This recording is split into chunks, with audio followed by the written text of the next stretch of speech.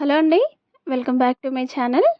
చేపల పులుసు మనం ఎంత చేసినా ఒక్కోసారి చేపలకి ఉప్పు, కారం పట్టకుండా చప్పచప్పగా ఉంటాయి.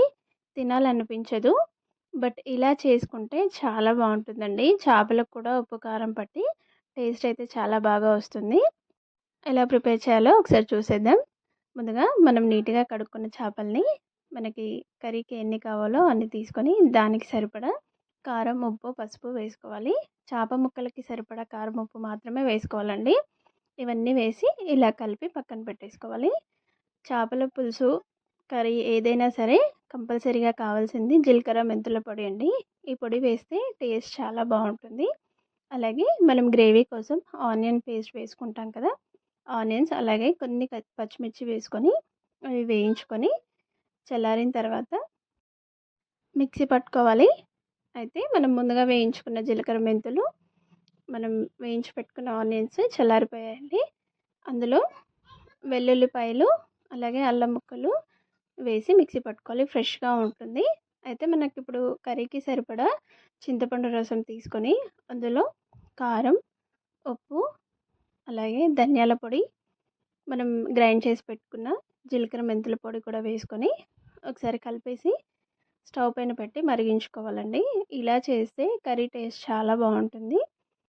మనం ఆనియన్స్ ఫ్రై చేసుకున్న ప్యాన్లో ఇంకొద్దిగా ఆయిల్ వేసి పచ్చిమిర్చి, కరివేపాకు వేసుకొని అవి వేగిన తర్వాత మనం ముందుగా కలిపి పెట్టుకున్న చేప ముక్కల్ని అందులో వేసుకోవాలి. వేసి స్పూన్ పెట్టకూడదండి. నేను చూపిస్తున్న విధంగా ఇలా కలిపేసుకోవాలి.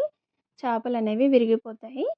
ఇలా అంతా ఆయిల్లో కలిసేలాగా కలిపేసుకొని మీడియం ఫ్లేమ్లో ఉడికించుకోవాలి. ఒక 5-10 మినిట్స్ వరకు అయితే ఫ్రై అయిపోతాయి. చేపలు కూడా టేస్టీగా ఉంటాయి. తినేటప్పుడు ఉప్పు, కారం పట్టి పులుసు కూడా మరుగుతుంది. ఇప్పుడు మనం వేయించుకున్న ఫిష్లో ముందుగా గ్రైండ్ చేసి పెట్టుకున్న వెల్లుల్లిపాయ పేస్ట్ అయితే వేసుకోవాలి. ఇలా వేసేసి ఇది కూడా ఒకసారి కలిపేసుకోవాలి.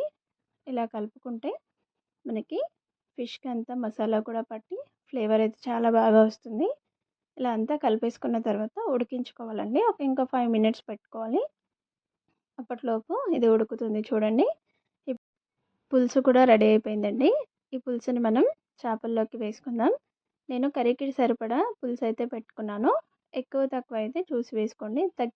తక్కువ అనిపిస్తే కొద్దిగా వాటర్ వేసుకోండి. ఇలా ఒక్కసారి స్పూన్తో కలిపేసుకున్నాను. ఇలా కలుపుకున్న తర్వాత మీడియం ఫ్లేమ్ పెట్టి ఒక 5-10 మినిట్స్ వరకు ఉడికించుకోవాలి. చేపల్లోకి పులుపంతా వెళ్ళి ఇలా ఆయిల్ పైకి వచ్చేంత వరకు ఉడికించుకుంటే మనకి పులుసు అయితే రెడీ అయిపోతుంది. ఇప్పుడు అందులోకి కొద్దిగా కొత్తిమీర అలాగే పుదీనా కూడా వేసుకోవాలి. కావాలంటే జీలకర్ర, మెంతుల పొడి ఇంకొద్దిగా వేసుకోవచ్చండి. నేను అప్పుడు పులుసులోనే సరిపడా వేసుకున్నాను. కొత్తిమీర, పుదీనా వేసి స్టవ్ ఆఫ్ చేసుకుంటే ఎంతో టేస్టీగా ఉండే చేపల పులుసు అయితే రెడీ అయిపోతుందండి. మీకు కూడా ఈ వీడియో నచ్చితే లైక్ చేయండి, షేర్ చేయండి, కామెంట్ చేయండి. ఒకసారి మీరు కూడా ఈ రెసిపీని ట్రై చేయండి.